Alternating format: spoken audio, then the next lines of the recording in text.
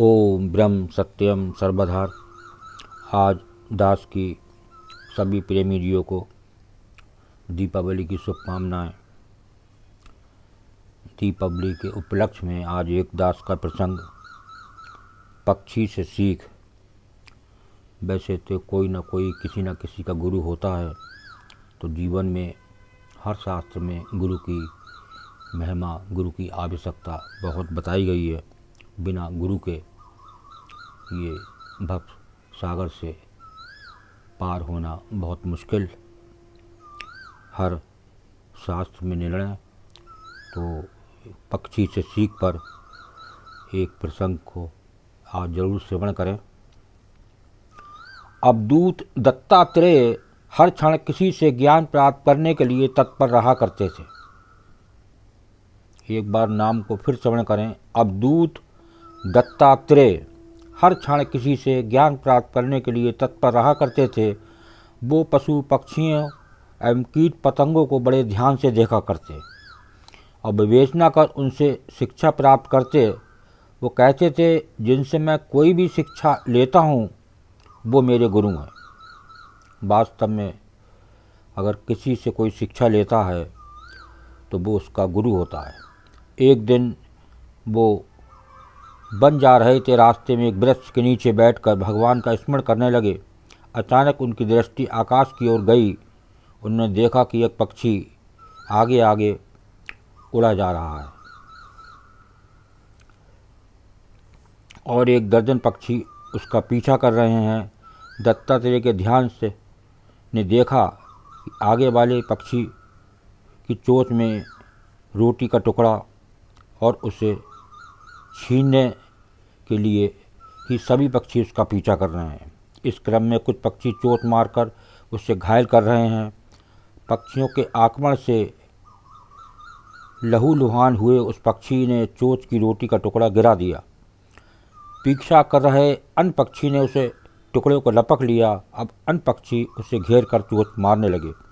पहले वाला पक्षी लहूलुहान हुआ, नीचे उतरकर एक वृक्ष पर बैठ गया।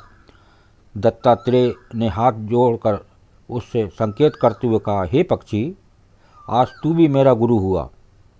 मैंने तुझसे आज यही सीखा है कि संसार में जिस वस्तु की प्राप्ति के लिए ज़्यादा लोग अधिकार जताते हों उसे छोड़ देना उचित है। तो ये एक सीख दत्तात्रेय ने उस घायल पक्षी से ली कि उसने जब वो घायल हो गया तो उसने उस रोटी के टुकड़े को छोड़ दिया, जिससे वो और पक्षी उस रोटी के टुकड़े पर लग गए। तो ये किसी न किसी की सीख होती है, तो वो जिससे भी सीख हो तो वो उसका गुरु होता है। तो आज लास्ट में एक किस कारण जीव इस संसार में आया, उस पर एक बहुत ही सुंदर गुरुदेव की वाणी। दुर्लभ आना तिसका इस जगत में होए, सत स्वरूप नारायण को जो लेवे चित्त परोए। दुर्लभ आना तिसका इस जगत में होए, सत स्वरूप नारायण को जो लेवे चित्त परोए।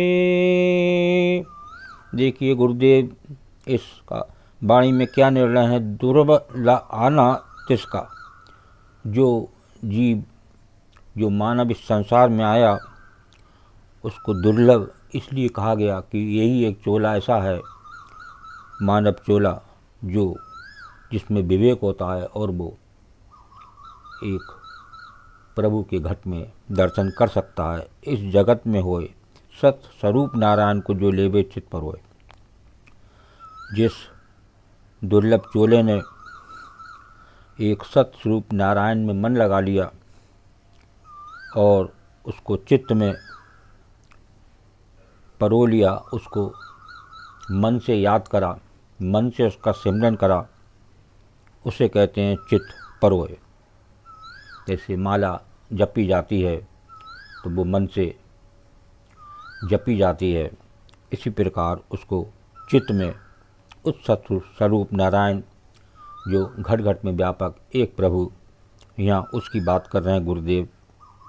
तो ऐसा जीव दुर्लभ माना गया है, एक बार उसे घट में प्रभु के दर्शन हो जाएं तो उसका आना सफल हो जाता है। तो आज दास की फिर एक बार दीपावली की शुभकामनाएं सभी प्रेमियों को।